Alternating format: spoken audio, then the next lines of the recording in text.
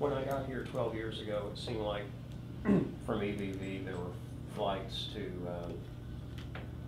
at least 8 or 9 cities. You know, I think we're down to 4.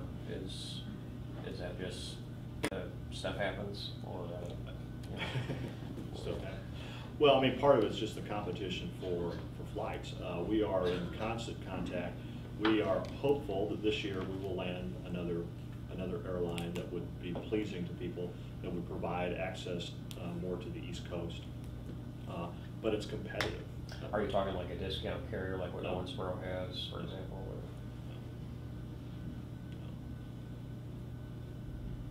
Or? What do you think the role of the Evansville Human Relations Commission should be?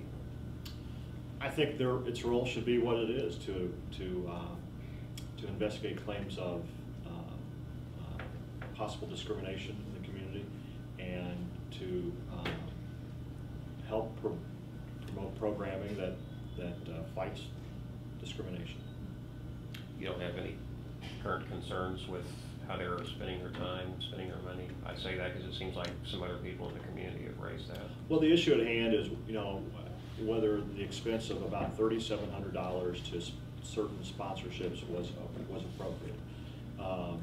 I've gone back to Diane Clements and said, and she's walked me through the process, which was not very specific. So I've asked them to give me a specific policy on how to handle sponsorships in writing, and we should get that. You know, it may be in my email today. I don't know, but that's one thing that we will definitely implement. And you know, I've asked Diane to, like every other department head, we need to constantly evaluate the processes that we use. Something that worked 10 years ago may not work today. And it's just like your business. I mean, everybody's kind of reinventing a business plan, and each department has to do that, and we have to take blinders off and be open to new ideas. So that department doesn't concern me any more than any other department. I talk to Diane like all the other department heads on a regular basis, so I feel comfortable we can. They provide a really special service. If we defunded them, and those people who felt discriminated against had to go to Indianapolis to file their claim with the Indiana Civil Rights Commission or whatever it is, I mean, these are the people who are probably that have the least ability to do that. So I don't know, because people don't like the way we've spent $3,700 or you know what else. I don't think that we should just blow something up and say we need to scrap everything. Refinement, yes, and that's what we've asked them to do. Could you talk a little bit about how you think Interstate 69 is going to have an effect on the city in the next 5 to 6 years as we get more closer toward an actual Evansville to Indianapolis, Lincoln? Also, could you fill us in on any contact the cities have with the state or the feds in terms of a bridge going into Kentucky? The bridge, we were at a meeting 2 weeks ago in Henderson, and there's just like, I don't think there was any specific commitment by the feds yet on you know whatever $1 billion number they need to build the bridge. But I would tell you there's intense lobbying from both Indiana and Kentucky, both governments and sort of community volunteers to get that bridge built. I see I-69. I think Debbie Duty from Gage may have been the first person to talk about the vision of a technology corridor because of the linkage of Evansville to Crane. So I think that's where the great potential is trying to spin off technologies that are developed at Crane into industries and businesses along 69. I just see it as a huge potential for the region. Do you think we're going to have a bridge? Yeah, I don't know if it happened in our lifetimes, but yeah, yeah, I think we will. Won't that have more to do with the governors than the mayors? Absolutely. The bridge. It would have far more to do with federal influence than local influence. Yeah. But yeah, I think we will have a bridge. You know, I think you have to look back and say, you know, some people think we'd probably never have I-69. Mm-hmm. This afternoon, I'm spending the afternoon going on a tour of what's there, what's already out there.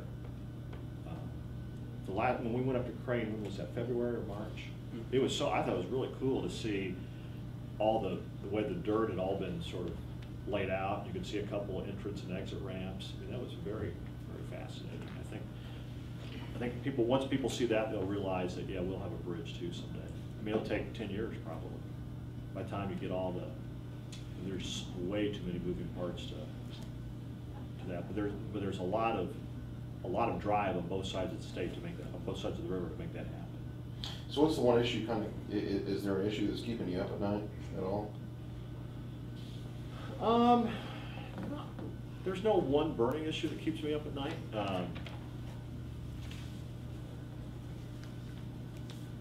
Yeah. If somebody asked you, hey, what's the biggest problem the city's facing, what would it be? You know, I would say the opportunity with the long-term control plan, because it's going to be a burden to ratepayers. We're going to, you know, the silver lining in that is that it will put a lot of jobs, create a lot of jobs, put a lot of construction workers to work. So, you know, we're going to try and hire as many local contractors and local employees as possible to realize that. But that's probably it doesn't keep me up at night, but you know, I feel good about our labor relations. I think we've gotten off to a really fast start with our bargaining units. The fire department the firefighters hadn't had a contract in 2 or 3 years. What's been the difference on that? I mean, why are?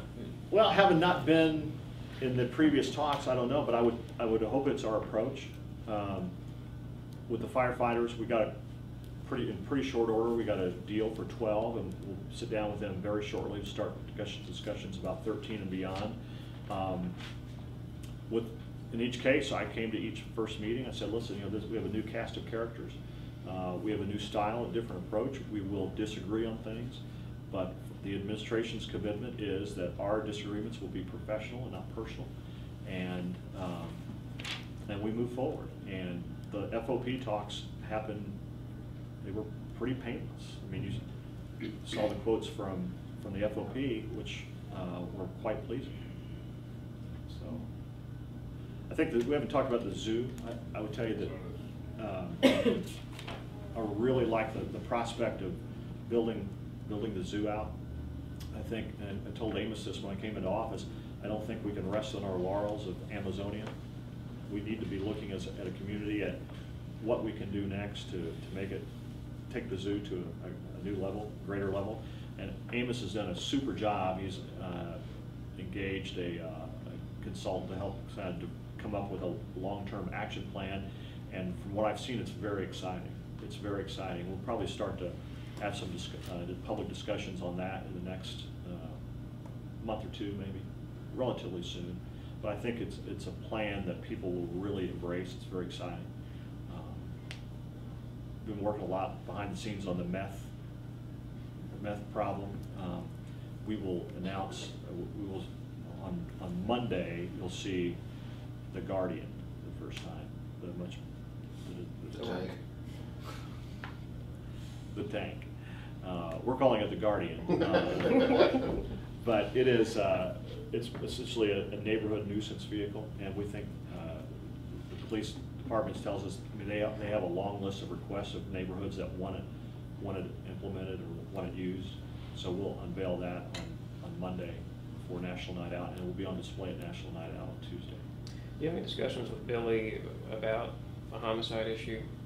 Why they seem to be up this year for some reason? And I don't know this. I don't have the stats off the top of my head, but it seems like many of them are domestic disputes, and you know, they would just tell you those are hard to. You know, somebody starts drinking or smokes a joint or whatever, gets out of control, and they can't help themselves, and that's difficult to stop beforehand. But they're certainly sensitive to it.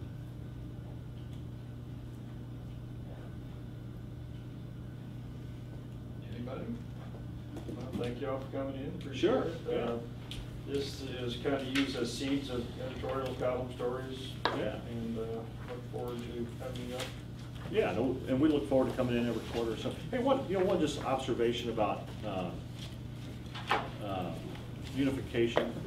The cover of the story that was in a couple Sundays ago from the town of Darmstadt, the quote that was pulled out and said from Steve Carey that the city is balancing its books on the backs of or whatever it is. Basically insinuating the city doesn't have money, you know, and a day or two later, we announced we have a new 3-year contract with the FOP that says in year 1, they're getting a 3% rate.